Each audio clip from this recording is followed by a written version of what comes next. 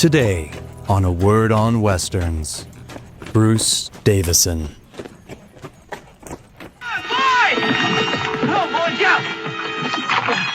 It had the great stunt cast. You all remember Billy Burton and Walter Scott and Tony Epper, Patty Elder. They're one of the great stunt women of all time. But all the boys coming back, I remember her walking along a 12-foot ledge on a wall. Everybody was pretty well crocked, and she just said, "Catch me, boys." All the stuntmen ran under and grabbed her. I thought, wow, I've never seen anything like that in my life.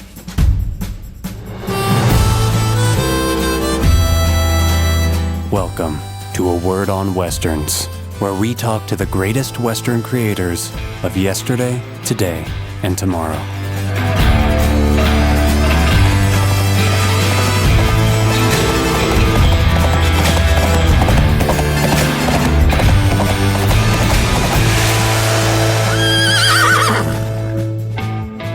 Hi, I'm Rob Word. Welcome to A Word on Westerns. And I'm RJ Word, and I am also here.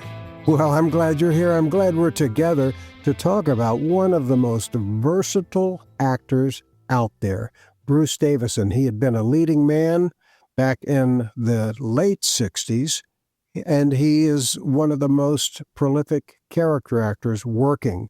What I love about him is his hair. He's got the greatest hair, and he's very talented too, of course. What do you think? I think he was the most leading, the most important man in our country as the president in X-Men, which to me as a kid was very, very significant.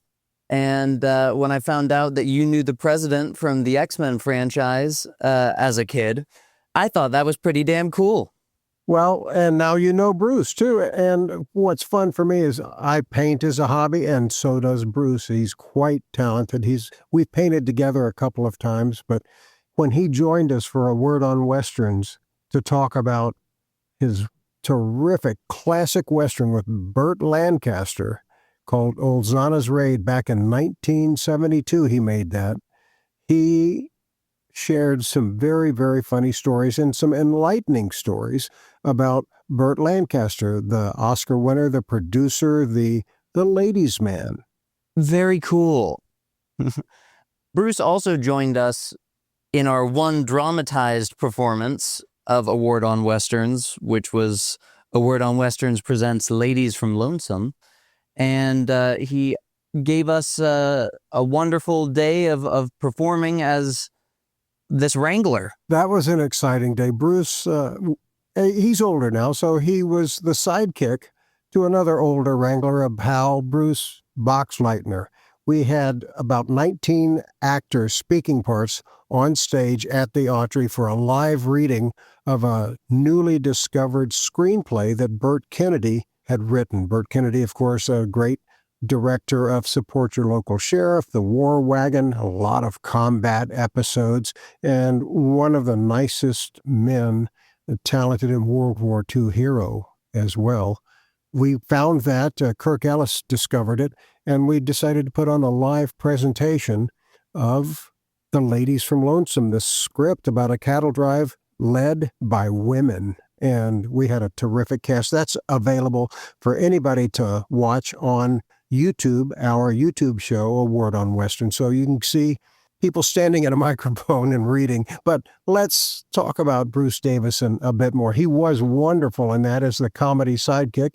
You got to have a comedy sidekick in a Western. Well, he was that, but in ULZANA'S RAID, he has a great story about first meeting Robert Aldrich, the director of that. What else did Robert Aldrich direct? Whatever Happened to Baby Jane? That's another Dirty one. Dozen, Apache, Veracruz. Just off the top of my head. I wasn't prepared for that question, but he is a terrific director, too. Yeah. And he directed a lot of the early Sheriff of Cochise episodes and also a couple of the combat episodes like Burt Kennedy did. So he's a man's man. And Bruce was just a young man when he met Robert Aldrich, and will share that story with us. I think we should jump into this interview right now. Bruce Davison, you probably have seen him recently in 1923 and Ozark. He works all the time. He's got about 15 films ready to be launched right now. And we just wish you could see his hair. Oh, it's a great head of white hair. Used to be blonde, but it's thick and unruly, but it looks great. Anyway, think about that as you're hearing Bruce tell these wonderful stories. We'll catch you all at the end of the interview. Right now, Bruce Davison.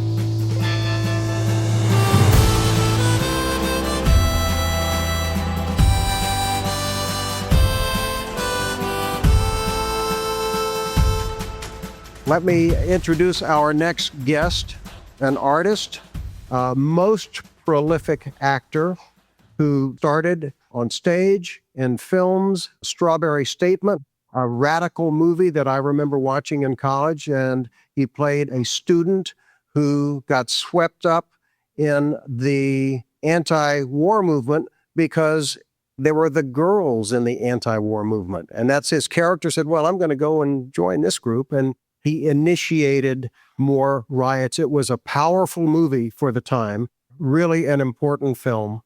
And he followed that with a film Clue likes to call the Rat Boy movie, which would be Willard with the great Ernest Borgnine.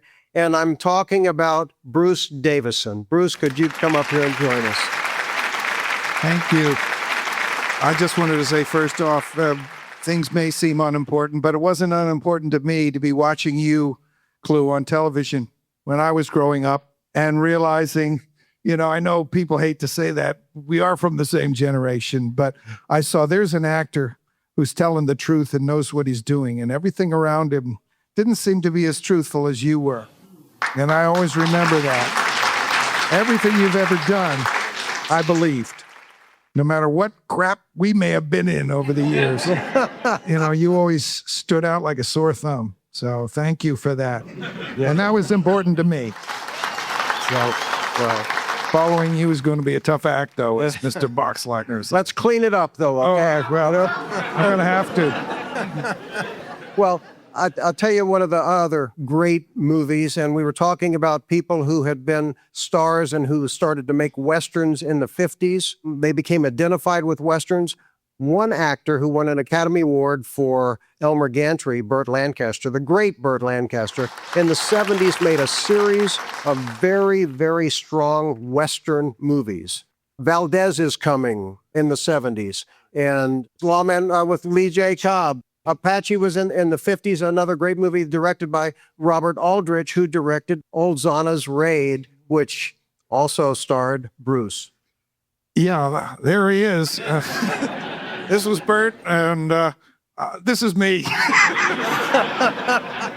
It was a great film. It was actually made as a parallel to the Vietnam War by Robert Aldrich, using all the old John Ford characters, the stock characters. And I was the young shaved-tail lieutenant, and old Burt was the wrangler, and we were chasing Apaches deeper and deeper into the big money. Leave that body where it is. Needs buried. I want the Apache scout to do that. Damn it, Lieutenant. You're not making any sense. Now look, Mr. McIntosh, that used to be a white man. Like yourself, a white man. But I got the part by walking into Robert Aldrich and saying to him, Mr. Aldrich, I can't tell you how important the Sand Pebbles was to me. And he said, well, thank you. Robert Weiss made that film. But kid, you're just dumb enough, you have the part. So that's how I got that part. And I was standing in my first two-shot, standing in fear with Burt Lancaster. The first shot we were on horseback. We had 30 seconds to grab this 1 minute scene. We were only going to get a two-shot of it. There's 50 cavalry behind us in the painted desert in Nogales, Arizona, with the sun fading really quick. And we're on a two-shot like this, and it's all about, he says, we got to camp here. And I'm saying, no, we got to go after them. They're after. He says, well, Apache's going to steal a horse and ride it 50 miles, get off it when it's dead, eat it, and steal another. Ain't no way you're going to beat that, son. And I'm saying, well, I hate to think of people in jeopardy. And he says, well, it's best not to. That's the shot. So we're standing there in the two-shot, and he says, "So, son, where you from? You're going to NYU?" Yeah, I went to a branch. Nick Cravat, who was his trapeze partners in the back. He said, we had a branch at Hell's Kitchen there. And he starts to do this. We're in a two-shot, and he starts to inch his horse back here like that. Now, who are you going to watch in the shot, in a two-shot like that? He says, "Where do you live, son?" I said, "I live at 72nd Street." "Oh, yeah, Shelley Winters had a wonderful place there. She's a hell of a broad. You ever see her in the 50s? Oh, what a knockout." We had a little thing going then, back then, in the horseback. And I don't know, but just instinctively, I thought, "Oh, all right, I'm going to move my horseback, too." So I started moving my horseback like that, too. And he's over there, and he says, "Son, this is a hell of a country. Isn't this the most beautiful country you've ever seen?" And the young lieutenant is not as innocent as he seems. "Are you, you little son of a bitch?" Which Robert Aldrich says, "What the hell are you guys moving out of the shot for? Get up on your marks." It had the great stunt cast. You all remember Billy Burton and Walter Scott and Tony Epper, Patty Elder, Jerry Gatlin. All of them were in the film, and we had great times that got out of hand in Nogales, Arizona, and a lot of bloodshed left in the way there. But it was a great experience and the best time I ever had in my life. As a 23-year-old kid chasing Apaches all over Nogales, riding the cavalry with Burt Lancaster. I thought life was going to be like that all the way, but that was the best. But at the end of shooting, he said, "Son, come over here by my rock. I got to give you some advice. You're a hell of an actor, goes without saying, but I'd be remiss if I didn't give you some advice. You don't use your rehearsal time properly. You try to give a performance for the sound man, give another performance for the man laying the marks over there, and you certainly give a performance for any girl extras. Comes time to your close-up, you've shot your wad. It's like making love to a woman, or whoever you may make love to, I don't know. You can't try to come all at once. You have to think of foreplay. You have a little bit of a inner thigh here, you build, you take your time, you save it for the close-up. Save it for the close-up, son. Work with what you got. I got the pearly whites, the baby blues. I work with it.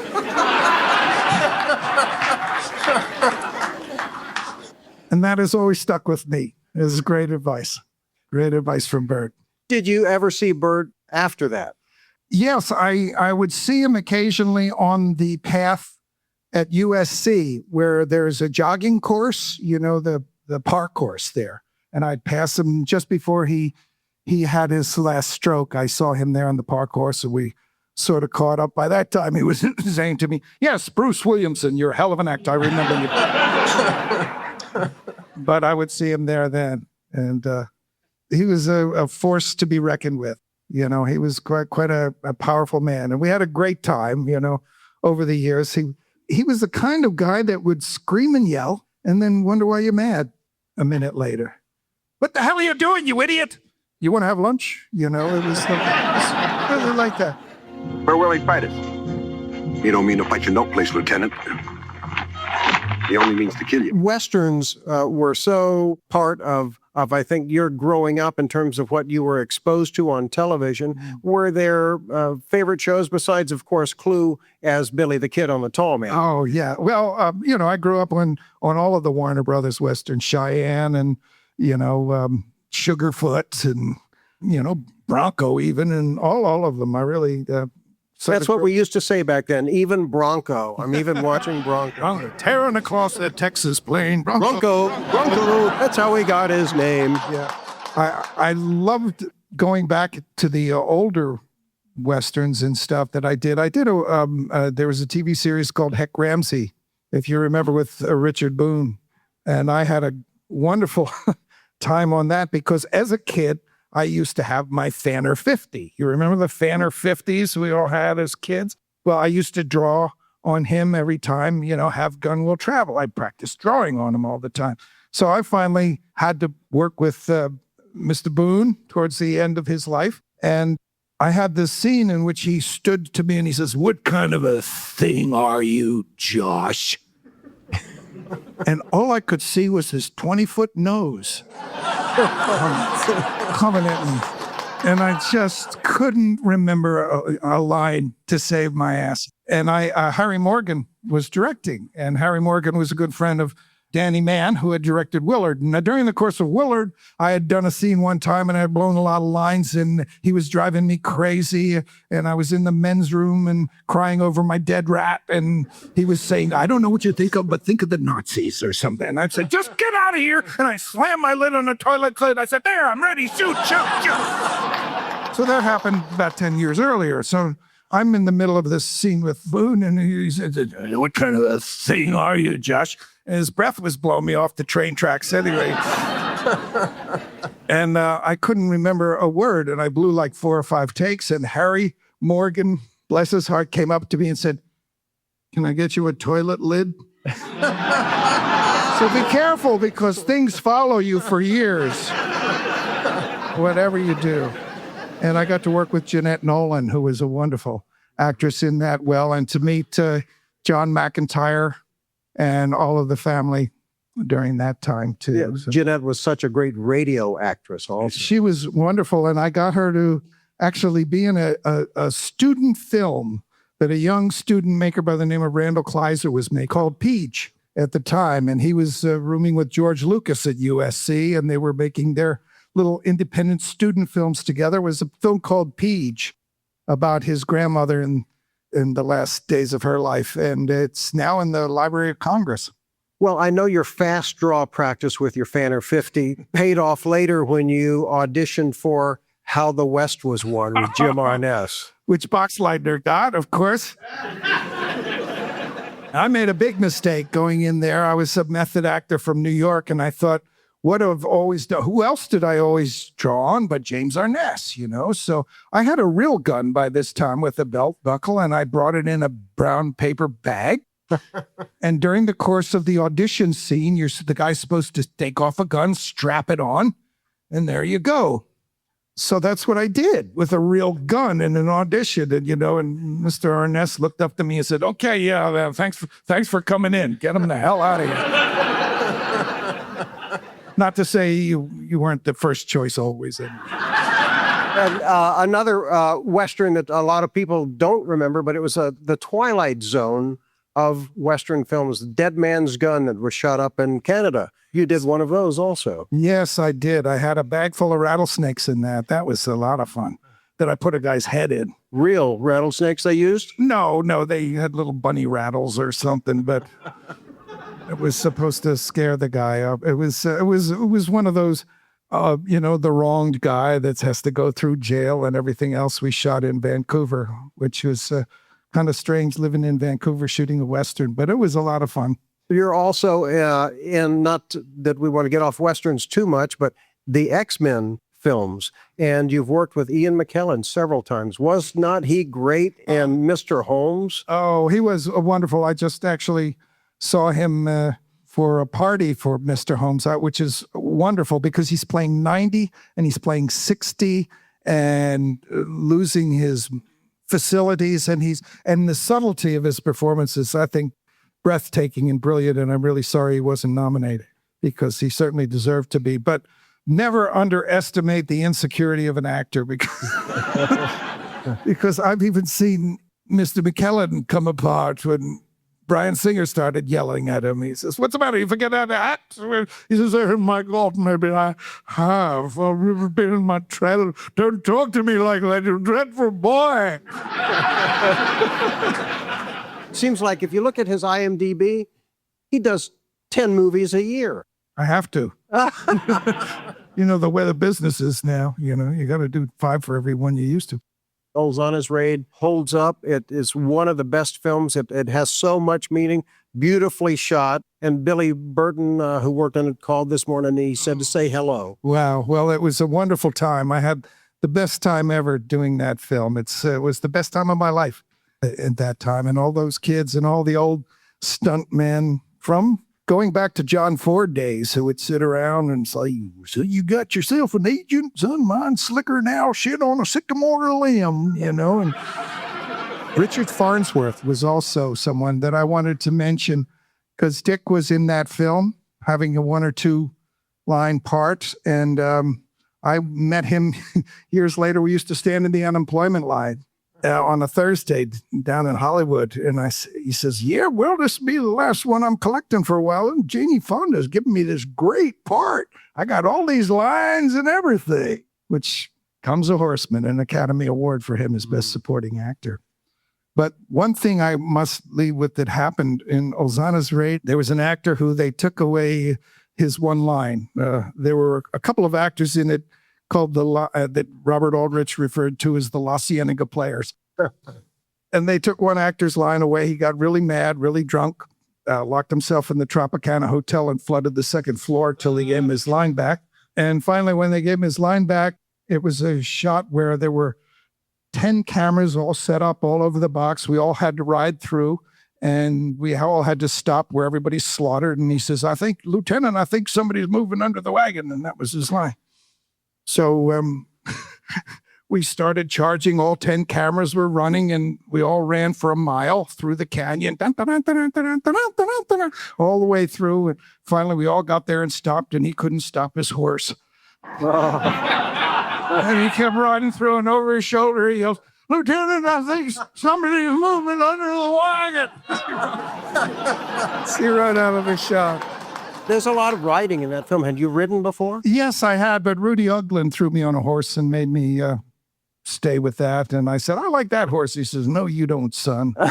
You're going to be doing a lot of close-ups, and that horse will be all over the place. You won't be able to control it. So it was a wonderful time. And Patty Elder, I don't know if you remember Patty Elder, one of the great stunt women of all time, but all the boys coming back. I remember her walking along a 12-foot ledge on a wall. Everybody was pretty well crocked, and she just said, catch me, boys. All the stuntmen ran on her and grabbed her. I thought, wow, I've never seen anything like that in my life. Wow. Yeah. I'll see you Saturday. I hope so. Okay. All right, thank you. Thank you.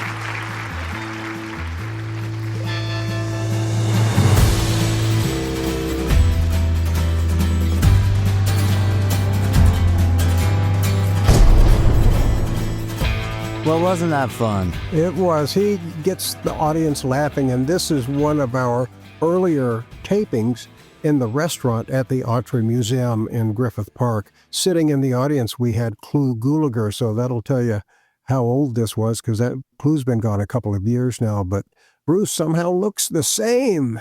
So do you. Well, aren't you kind? You're my favorite son. Yeah, if it was another one, then I would have to probably hire a PI and figure out who that is and where your second hidden family is. But he doesn't have one of those. Don't worry, people. He better not. No, I don't. But, I'd love to get Bruce back again to talk about some of the other films that he's done. He also played Jan in the Jan and Dean TV movie Dead Man's Curve. A beautiful performance and longtime companion.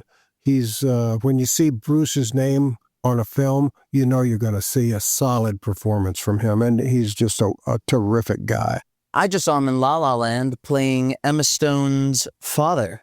He had a very small part in that. I bet there was more to it than what was left in the film, but that's a terrific movie, La La Land. I wish it had won Best Picture that year. For me, it was the Best Picture. That was the year Warren Beatty had his little card reading kerfuffle, and it almost won Best Picture. Yeah, but he handed that card to poor Faye Dunaway, and she was stuck having to make that announcement, and Warren kind of disappeared after that.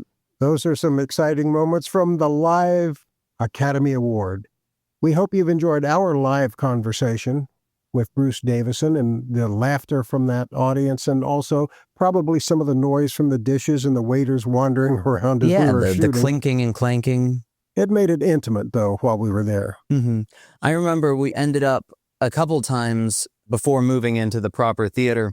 There were so many people packed into that cafe like sardines that we had to open the back doors and set up some monitors for them to watch in the courtyard of the Autry. With a live feed, because the fire marshals had shown up and they said too many people are in this cafe. So we did finally get offered the theater, which was wonderful. And air-conditioned. And I'm so glad we were in there. And I'm so glad everybody joined us out there today and listening to the the podcast versions of these interviews, I think it makes them intimate as well. Well, happy trails, everyone. Happy trails, everyone. We'll catch you next time on A Word on Westerns. If you enjoy what we do here, please take a moment to follow our show and share these interviews with your friends. You can also find A Word on Westerns on Patreon, Facebook, and YouTube. Thank you, and see you next week on A Word on Westerns.